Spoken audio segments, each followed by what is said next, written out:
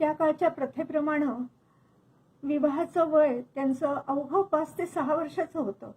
अत्यंत पराक्रमी, बलाढ्य, मातब्बर अशा घराण्याची सोयरीक जुळून आलेली होती. आणि असं असलं तरी सुद्धा कर्तव्यदक्ष पिलाजीराजे शिर्के होते. त्यांनी हुंडा म्हणून काही हिरेमाणकेची पोती भरून दिले नाही आहेत, तर त्यांच्याबरोबर 2 विद्वान पंडित पाठवले. तिथं गेल्यानंतर रायगडावरती पाठशाळा सुरू झाली. संभाजीराजे आणि येसूबाई पाठशाळेमध्ये शिकायला लागल्या. त्यावेळेला त्यांना आपण पती पत्नी आहोत हे सुद्धा त्यांना समजण्याचं त्यांचं वय नव्हतं, पण वर्गमित्र म्हणून मात्र त्यांची छान जोडी जमलेली होती. येसूबाईंना थोर जिजाऊ साहेबांचा सहवास मिळाला, प्रेम मिळालं. त्यांचे संस्कार त्यांच्यावरती झाले. जसे शिवाजीराजांना त्यांनी संस्कार केले तसेच संभाजींना आणि येसूबाईंना पण संस्कार त्यांच्यावरती झाले. अगदी ग्रह शिक्षणापासून ते राजनीतीपर्यंतचे सगळे संस्कार त्यांच्यावरती झालेले आहेत. धैर्य, सहनशीलता, अचूक निर्णय क्षमता, प्रसंगावधान, संघटन वृत्ती हे संस्कार त्यांना करावे लागलेले नाहीयेत, तर त्यांच्यावरती नकळत झालेले आहेत. अतिशय प्रेमानं त्यांना वाढवलेलं आहे. कारण त्यावेळेला हिंदी स्वराज्याचा उदय होत होता. शिवाजीराजांच्या मोहिमा चालल्या होत्या. त्यावेळेला त्यांना करावे लागलेले तह, त्यांच्यासाठी करावी लागणारी मुत्सद्देगिरी, औरंगजेबाच्या कडेकोट बंदोबस्तातून ज्या वेळेला आग्र्याहून सुटका झाली त्यावेळेला त्यांच्याबरोबर संभाजीराजे सुद्धा होते. आणि ते सुखरूपपणे ज्या वेळेला परत आले त्यावेळेला घरामध्ये चालणाऱ्या चर्चा आणि ते कसे सुटून आले हे सगळं त्या अगदी जवळून बघत होत्या, जवळून ऐकत होत्या. आणि वाढत्या वयाबरोबर आपण भोसले घराण्याची सून आहोत ही जबाबदारीची जाणीवही त्यांना व्हायला लागलेली आहे. नंतर शिवाजी राजे त्याच घरामध्ये त्या राहत असल्यामुळं त्यांच्या मोहिमा आखणं, त्यांच्या लढाया करणं, त्यांचं साहस, शत्रूशी सामना करायची त्यांची पद्धत, त्यांचे डावपेच, अन्यायाची चीड, त्यांची न्यायप्रियता हे सगळं त्या अगदी जवळून निरीक्षण करत होत्या. आणि त्यामुळं शिवाजीराजांचा नकळत परिणाम हा जसा संभाजीराजांच्यावरती तसाच येसूबाईंच्यावरती झालेला आहे. शिवाजीराजांची ही पहिली सून म्हणून राजवैभवाला शोभेल अशीच त्यांच्यामध्ये आदब पण होती, नम्रता पण त्यांच्यामध्ये होती. यवनांचे अत्याचार, अनाचार, धर्मांतर यांच्यामुळं सगळी प्रजा जी भरडली जात होती त्यातून सुटण्याचे उपाय, त्याच्यावरती मार्ग काय काढायचा याच्याबद्दल घरामध्ये ज्या चर्चा चालत होत्या, हिंदू स्वराज्य स्थापनेचे विचार त्यावेळेला येत होते, हे ऐकताना, हे पाहताना त्यांचं व्यक्तिमत्व घडत गेलं. येसूबाई या मुळातच हुशार होत्या, चतुर होत्याच, पण आता त्या जास्त विचारी बनल्या. भोसले घराण्याचं प्रेम आणि आदर त्यांनी आपल्या वागण्याने त्यांनी संपादन केलेलं आहे.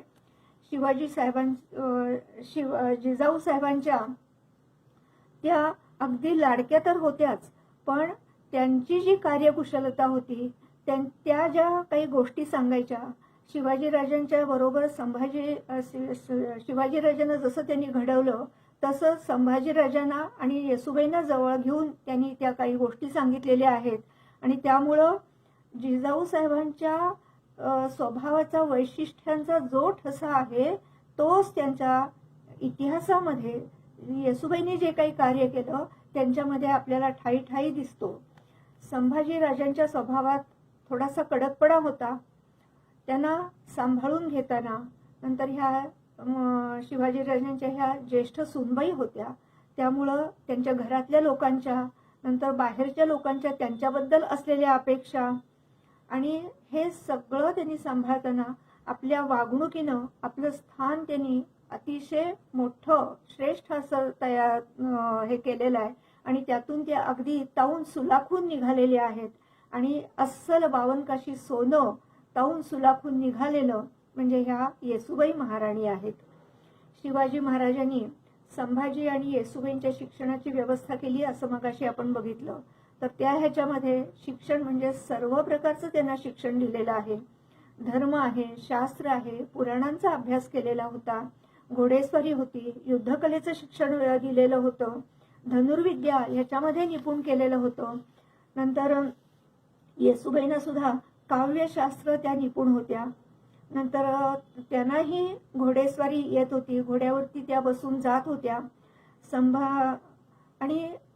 संभाजीराजे तर एवढे पराक्रमी, स्वाभिमानी, धर्माभिमानी, एवढे पराक्रमी आणि शूर होते की त्यांना चित्ता आणि वाघांनीही त्यांचा हेवा करावा एवढं त्यांच्यामध्ये साहस होतं. पण मातृसुखाला मात्र ते पारखे झालेले. त्यांना संभाजी महाराज ते मात्र सावत्रपणाचा त्यांना जाच मात्र खूप सहन करावा लागला. त्यामुळे ते दुखावले गेले, थोडेसे बेफिकीर राहिले. रागीट स्वभाव होताच, त्यात सावत्रपणा आणि ग्रहकलह यामुळे ते थोडेसे वैतागले होते.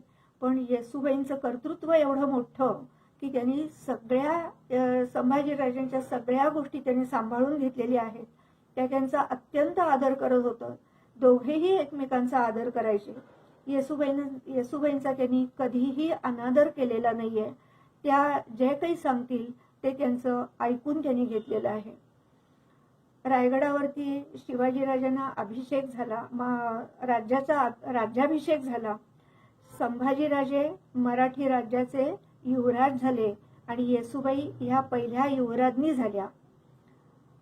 काही कालानंतर कालौघामध्ये जिजाऊ साहेब आणि शिवाजीराजांचा देहांत झाला आणि ह्याच्यामध्ये ते झाल्यानंतर येसूबाईंना सोयराबाईंशी सावत्रपणाचा अत्यंत जाच त्यांना सहन करावा लागला आणि त्यांच्याशी सतत त्यांना सामना करायला लागला.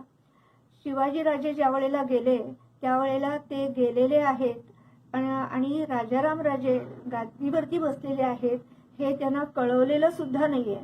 सोयराबाईंनी शंभूराजांना ही गादी मिळू नये याच्यासाठी सर्वस्वी त्यांनी प्रयत्न केलेले आहेत.